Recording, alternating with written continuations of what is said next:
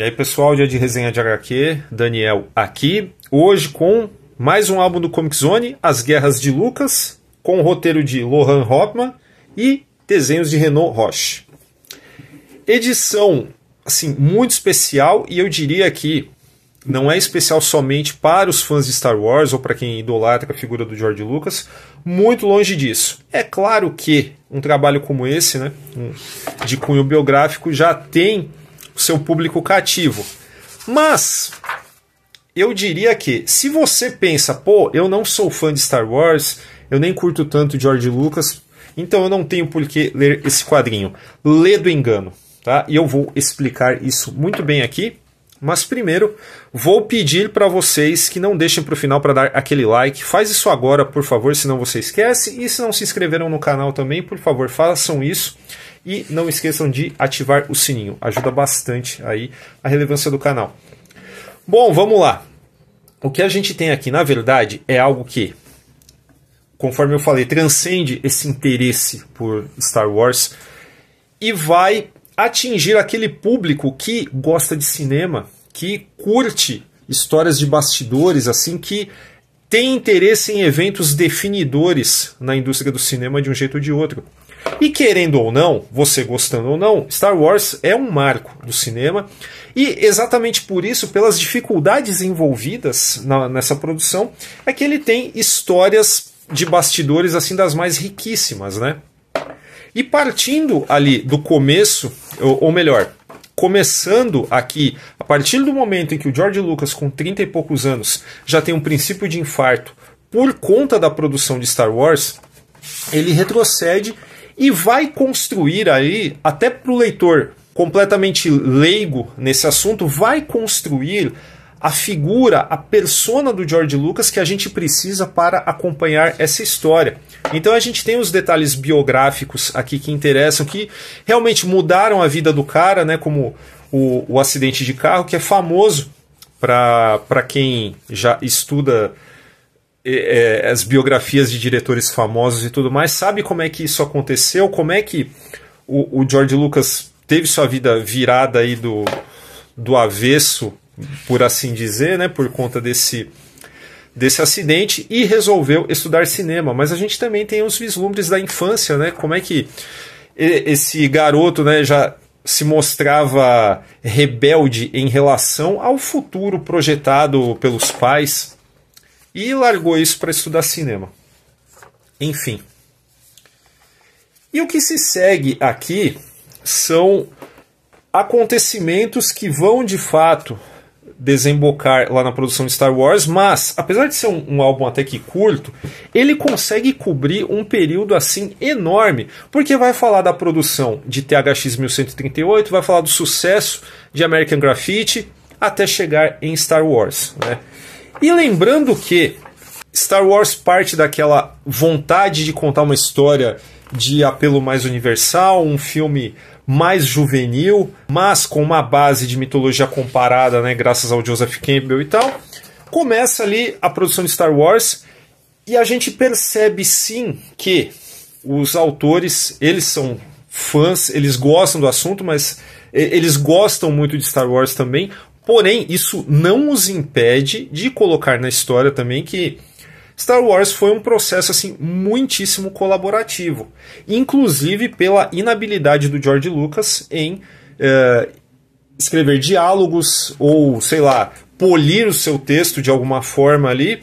E a gente tem todos os personagens importantes aqui com o seu peso de fato dado aqui na história, né? Sem colocar o George Lucas como um grande herói, apesar da gente torcer por ele por todas as dificuldades que ele passa, né? Brigando com o estúdio e tudo mais. E conforme eu falei, é um álbum curto, né? Relativamente curto, mas tem muitos detalhes, né? Passa aí pelo Coppola, que vai pegar Poderoso Chefão para saldar dívidas e tudo mais.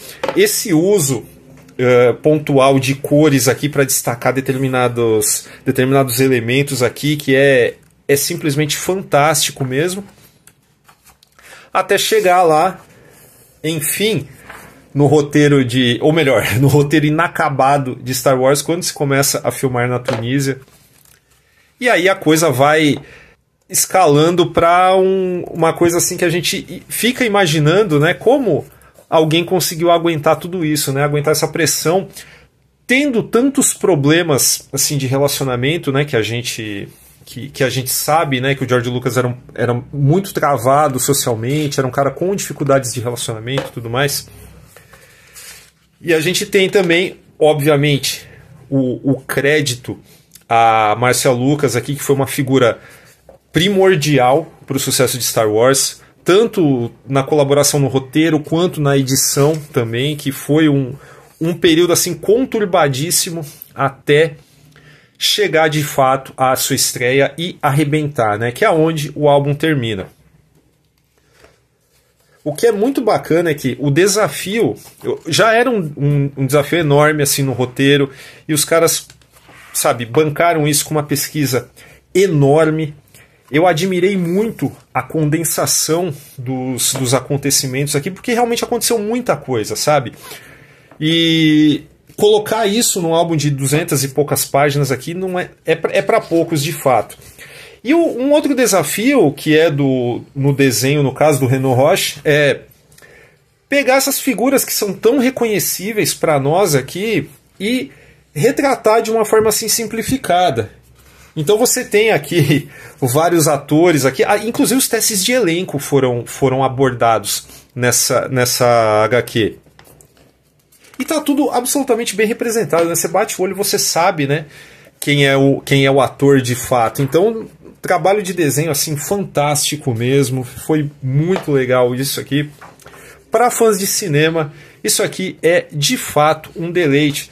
Então eu vou dizer que, inclusive, se você gosta de quadrinho, gosta de cinema, independente do seu gosto por Star Wars e tudo mais, esse álbum é para você, sabe? Compra logo.